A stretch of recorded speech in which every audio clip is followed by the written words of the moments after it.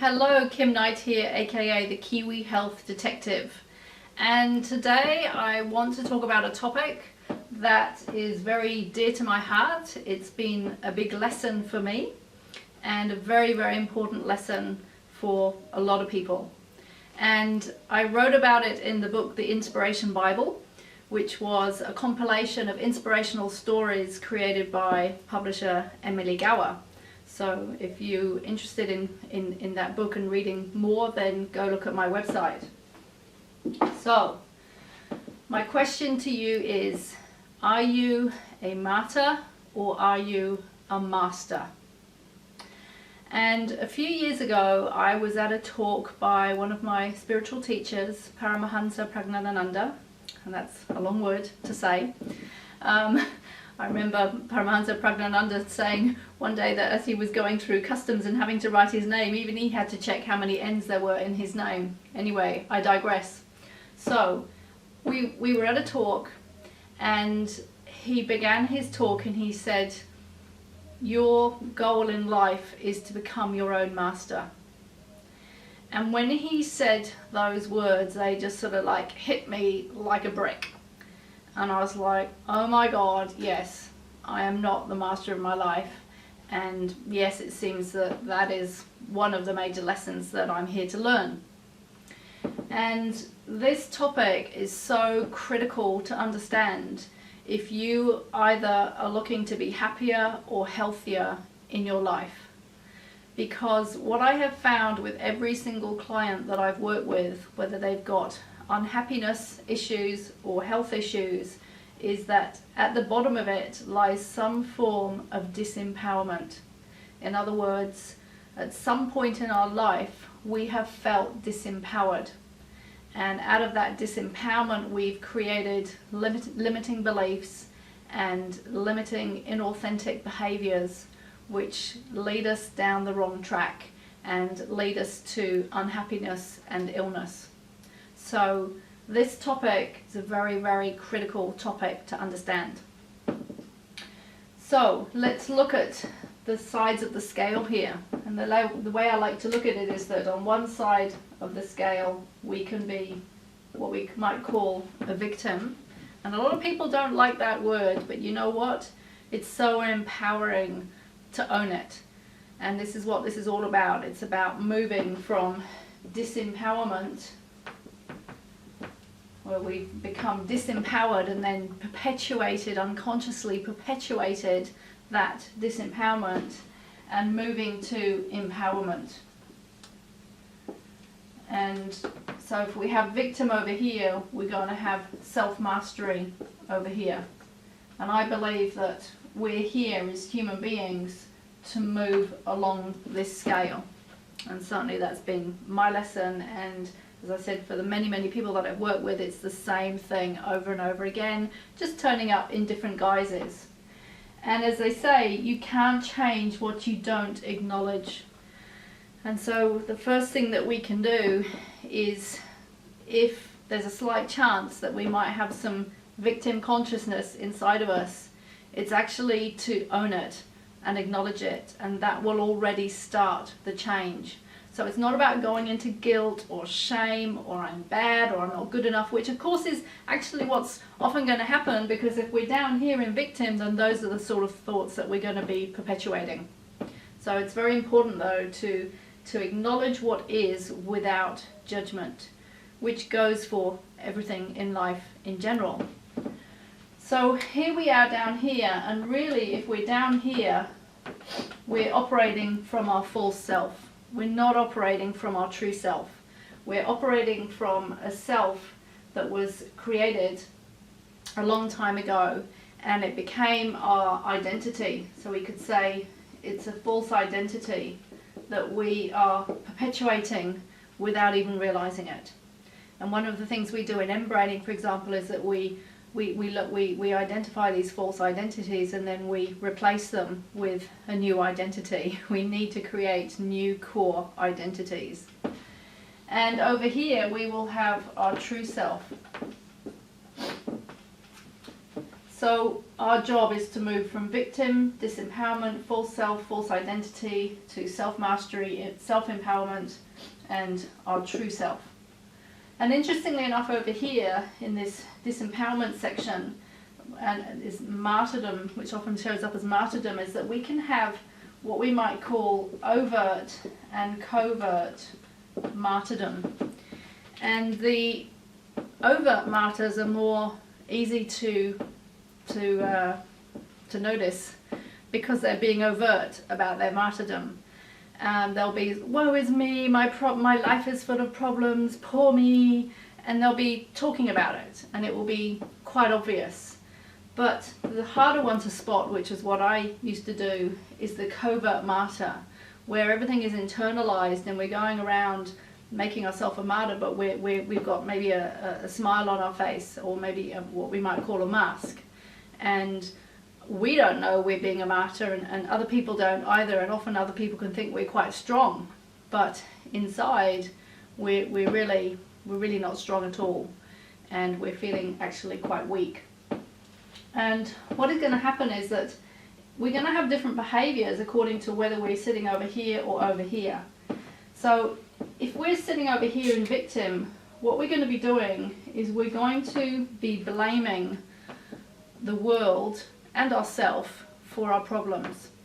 So there will always be an external reason for why something isn't working. So, and we tend to, in our phraseology, we'll be saying things like, so-and-so made me feel upset, rather than owning it and taking responsibility, which is over here in self-mastery, taking responsibility and looking internally for the solutions and saying, I felt upset when so-and-so said something. So it's really easy to spot where are we on this scale by watching our language. Our language gives a lot away, a lot. Even how we describe our symptoms will tell us what is actually going on underneath the symptoms at a metaphysical level. So what will happen is we will be blaming, and we will just blame everything for outside of us for what is not going right in our life. But you see, the problem with that is that if we look outside and blame, then we're actually giving our power away to do anything about it. And all the power is within. It is all within. We all have the power inside of us to change our circumstances, even if we don't believe that initially, and even if we don't know how to. But the truth is we do. And that is what we're here to learn. We're here to learn, if we're here, how to move over to here. And the first step is to recognize and acknowledge the truth of what is. So I remember one very turning point time for me in this journey from victim to self-mastery. And I'm somewhere along here. I'm not over here anymore. I'm not yet over here completely self-mastered. I'm somewhere in the middle. I'm not quite sure.